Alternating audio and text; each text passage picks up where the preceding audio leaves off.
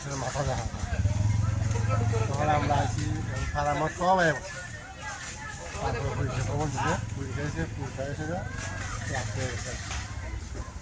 এই ছেলেটাকে আপনারা শনাক্ত করতে পেরেছেন? হ্যাঁ আমরা ফারারই।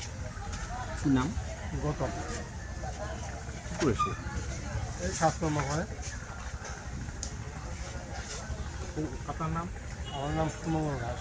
এই পুকুর মালিক কি আপনি? আমি ছেলেটাকে জানেনি সে কীরকম স্বভাবের মানুষ? এমনি খারাপ না, মদ খাও তো প্রচুর মদ খাই।